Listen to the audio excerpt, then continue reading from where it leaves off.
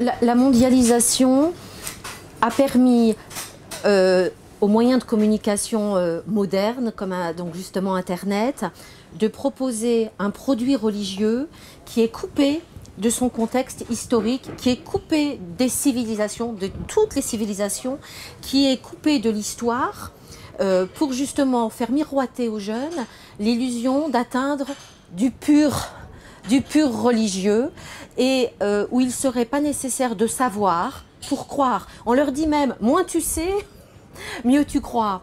Alors du coup, ça permet de décontextualiser des versets du Coran, d'oublier que ce sont des versets de circonstance, qui ne sont absolument pas des principes en islam, et d'en faire un principe de haine pour tous les athées, tous les juifs, tous les chrétiens. Ça permet de déformer complètement les principes de l'islam qui sont contenus dans les premières parties du Coran, en faisant croire que ces versets qui sont des versets de circonstance sont des principes de base.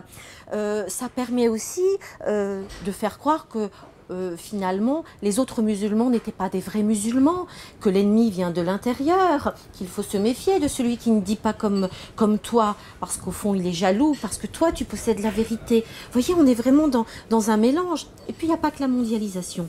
Il y a aussi la sécularisation qui permet à ces mouvements d'émerger.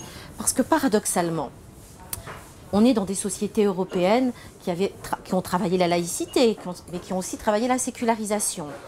Et elles ont protégé le politique du religieux. Mais elles ont oublié une chose, c'est que ces nouveaux mouvements religieux, plus personne ne les contrôle, plus personne ne les maîtrise. Et la sécularisation permet aussi à ces nouveaux mouvements religieux une nouvelle autonomie, une nouvelle expansion, et la séparation complète, et surtout la non-connaissance du religieux, la difficulté qu'il y a à nommer les choses du religieux, notamment en France, nous a certainement handicapés. On préfère ne pas entendre, ne pas voir, et on laisse du coup ces dérives sectaires que pourtant on voudrait combattre, mais finalement on injecte le contraire de ce qu'on voudrait en ne nommant pas les choses. Et il y a vraiment ce besoin de faire le bon diagnostic pour faire le bon remède.